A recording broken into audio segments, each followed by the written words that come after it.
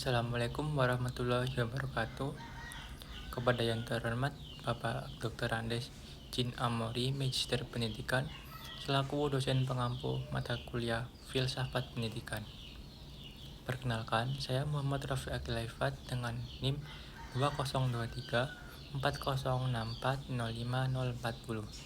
Di sini saya akan mempresentasikan yang berjudul perbandingan antara aliran realisme dan idealisme dalam filsafat pendidikan.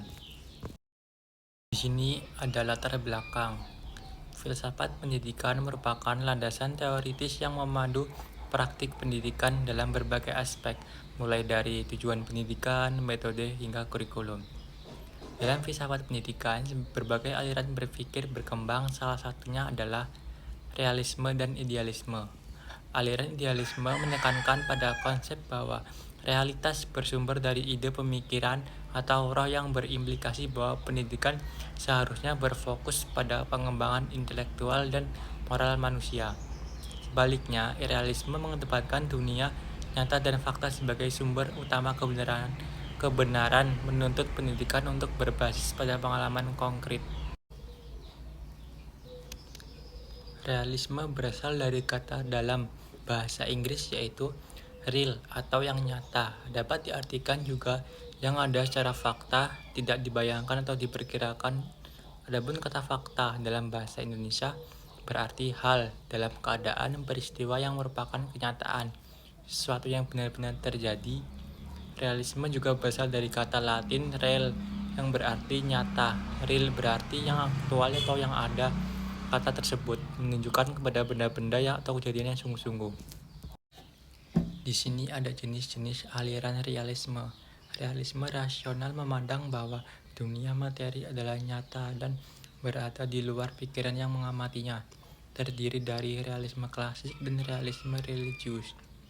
Realisme natural ilmiah memandang bahwa dunia yang kita amati dan bukan hasil kreasi akal manusia, melainkan dunia sebagaimana adanya dan substansialitas sebab akibat, serta aturan-aturan dalam merupakan suatu penampakan dari dunia itu sendiri.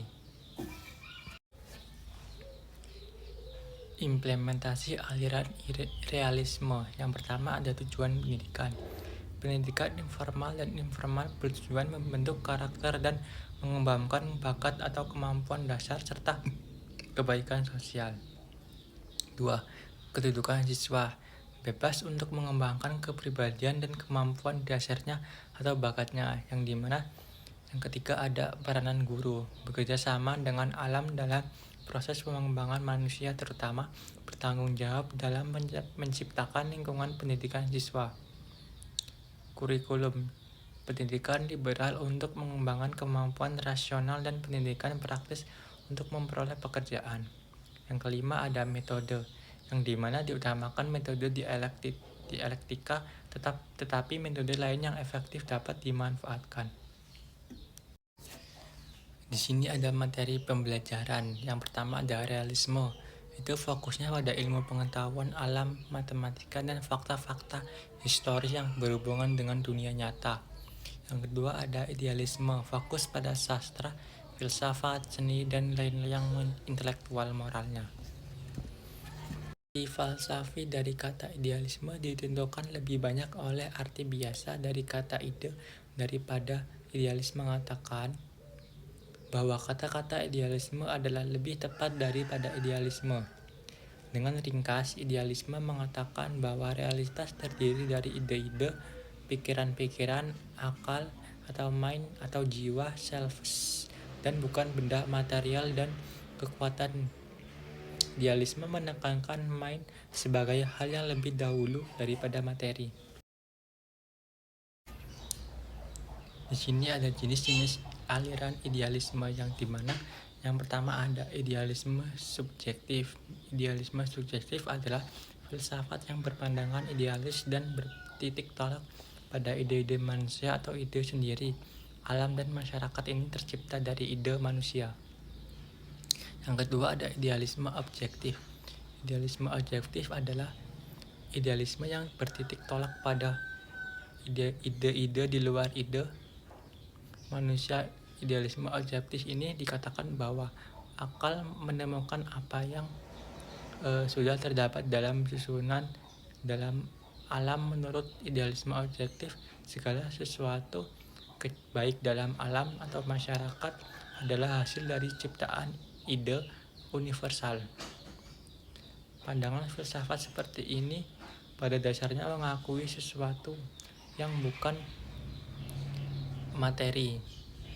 Terus 3. Idealisme rasionalistis. Di idealisme rasionalistis beranggapan bahwa jiwa adalah akal pikiran manusia. Hakikat manusia adalah kesanggupannya untuk berpikir.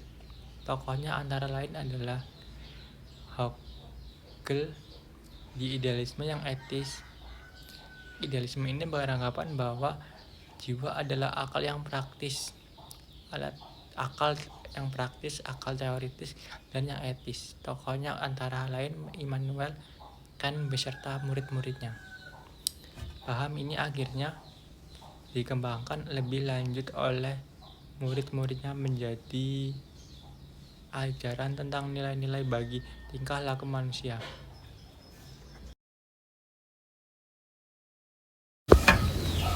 Implikasi filsafat pendidikan idealisme sebagai berikut. Yang pertama ada tujuan pendidikan. Pendidikan formal dari informal bertujuan membentuk karakter dan mengembangkan bakat atau kemampuan dasar serta kebaikan sosial. Yang kedua ada kedudukan siswa, bebas untuk mengembangkan kepribadian dan kemampuan dasarnya atau bakatnya. Yang ketiga ada peranan guru, bekerja sama dengan alam dalam proses pengembangan manusia, terutama bertanggung jawab dalam menciptakan lingkungan pendidikan siswa. Terus yang keempat ada kurikulum, pendidikan liberal untuk pengembangan kemampuan rasional dan pendidikan praktis untuk memperoleh pekerjaan. Yang kelima ada metode, diutamakan metode dialektika, tetapi metode lain yang efektif dapat dimanfaatkan. Di sini ada perbedaan idealisme dan realisme. Yang pertama, idealisme adalah kesimpulan. Realisme dan idealisme adalah dua aliran filsafat pendidikan yang saling melengkapi. Realisme mengarahkan pendidikan pada fakta dan pengalaman, sedangkan idealisme menekankan pengembangan moral dan intelektual.